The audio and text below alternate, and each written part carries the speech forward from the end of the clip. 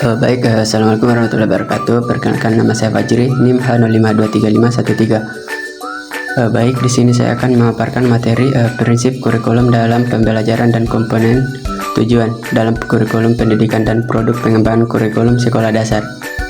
Yang diampu dosen Dr. Epsi Garawati Ampri MPD. Yang pertama itu prinsip-prinsip penerapan kurikulum dalam pembelajaran. Nah, pembelajaran merupakan perpaduan dari dua aktivitas, yaitu aktivitas mengajar dan aktivitas belajar. Aktivitas mengajar menyangkut peranan seorang guru dalam konteks mengupayakan terciptanya jalinan komunikasi harmonis antara mengajar itu sendiri dengan belajar. Selanjutnya prinsip aktivitas. Belajar yang berhasil mesti melalui berbagai macam aktivitas, baik aktivitas fisik maupun psikis. Peserta didik yang memiliki aktivitas fisik ialah giat aktif dengan anggota badannya, membuat sesuatu, bermain atau bekerja, tidak hanya duduk dan mendengarkan, melihat atau hanya pasif. Prinsip motivasi. Perkembangan baik bagaimana orang berindividu mempunyai motivasi untuk melakukannya. Perubahan-perubahan yang dipelajari biasanya memberi hasil dan latihan kadang-kadang menghasilkan perubahan-perubahan dalam motivasi yang mengakibatkan perubahan-perubahan dalam prestasi. Terakhir, prinsip individualitas. Individu sebagai manusia merupakan orang-orang yang memiliki pribadi atau jiwa sendiri. Tidak ada dua manusia yang sama persis. Kekhususan jiwa itu menyebabkan individu yang satu berbeda dengan individu lainnya. Selanjutnya, prinsip lingkungan. Pembawaan yang potensial dari individu bersifat umum dan dapat berkembang bermacam-macam kenyataan hasil interaksi dengan lingkungannya. Selanjutnya, prinsip konsentrasi. Pada saat proses pembelajaran berlangsung, seharusnya guru berupaya agar peserta didik memusatkan perhatiannya atau konsentrasi. Dan selanjutnya, prinsip kebebasan. Pengertian kebebasan mengandung dimensi, yaitu self-directedness, self-discipline, self-control. Selanjutnya, prinsip peragaan. Peragaan meliputi semua pekerjaan panca indera yang bertujuan untuk mencapai atau memiliki pengertian pemahaman sesuatu hal secara lebih tepat dengan menggunakan alat-alat indera.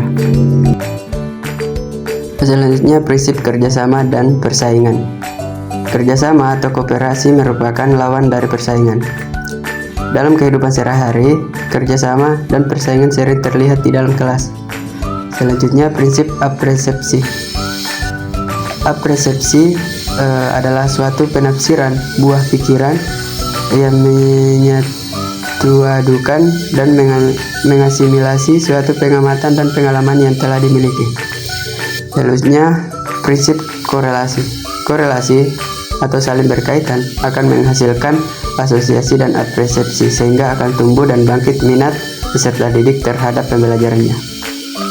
Selanjutnya, prinsip efisiensi dan efektivitas. Suatu pembelajaran yang baik adalah apabila proses pembelajaran itu menggunakan waktu yang cukup sekaligus dapat membuahkan hasil atau pencapaian tujuan instruksional. Selanjutnya, prinsip globalitas. Menurut prinsip globalitas atau integralitas, bahwa keseluruhan adalah menjadi titik awal pembelajaran. Peserta didik selalu mengamati keseluruhan lebih dahulu, baru kemudian bagian-bagiannya. Selanjutnya, permainan dan hiburan. Para sarjana pendidikan berpandangan bahwa pada dasarnya setiap individu atau peserta didik sangat membutuhkan permainan dan hiburan setelah selesai belajar. Selanjutnya bagian B, tujuan pembelajaran. Tujuan pembelajaran biasanya diarahkan pada salah satu kawasan dari taksonomi. Benjamin Nussbaum mengemukakan taksonominya yang meliputi kawasan. Pertama, kognitif, kedua, afektif, dan ketiga, psikomotor. Benjamin Nussbaum mengonsentrasikan pada domain kognitif, sementara domain afektif dikembangkan oleh Krathwohl dan domain psikomotor dikembangkan oleh Simpson. Selanjutnya bagian C, produk pengembangan kurikulum di sekolah dasar. Pengembangan kurikulum merupakan kegiatan yang mencakup penyusunan, pelaksanaan, penilaian, dan penyempurnaan kurikulum. Proses ini bertujuan untuk menghasilkan kurikulum baru yang relevan dan efektif dalam mendukung pembelajaran siswa. Selanjutnya dokumen kurikulum. Dokumen kurikulum mencakup berbagai elemen penting yang diperlukan dalam penyusunan dan pengembangan kurikulum di sekolah.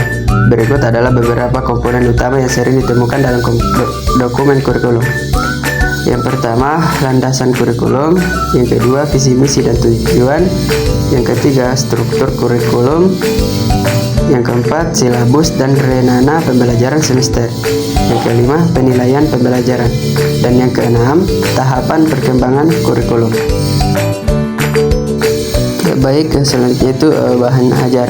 Bahan ajar adalah semua bahan yang digunakan oleh guru atau instruktur untuk mendukung kegiatan belajar mengajar. Berikut adalah beberapa jenis dan contoh bahan ajar yang umum digunakan.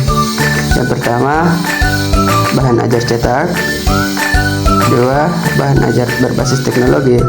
Yang ketiga, bahan ajar praktek. Dan yang keempat, bahan ajar untuk interaksi manusia. Baik, selanjutnya perangkat penilaian. Perangkat penilaian adalah alat yang digunakan untuk mengukur dan mengevaluasi hasil belajar siswa dalam proses pendidikan. Di sekolah dasar, perangkat alat penilaian sangat penting untuk memastikan bahwa siswa mencapai kompetensi yang diharapkan. Selanjutnya bagian 4, program pengembangan karakter. Program pengembangan karakter di sekolah dasar adalah serangkaian kegiatan yang dirancang untuk mengembangkan nilai-nilai moral dan etika dalam diri siswa. Yang selanjutnya bagian 5, program pembelajaran remedial dan pengayaan. Pembelajaran remedial adalah kegiatan pembelajaran yang diberikan kepada peserta didik yang belum mencapai kompetensi tertentu. Tujuannya utamanya adalah untuk memperbaiki prestasi belajar siswa sehingga mereka mencapai kriteria ketuntasan yang ditetapkan. Selanjutnya bagian 6, evaluasi dan review kurikulum.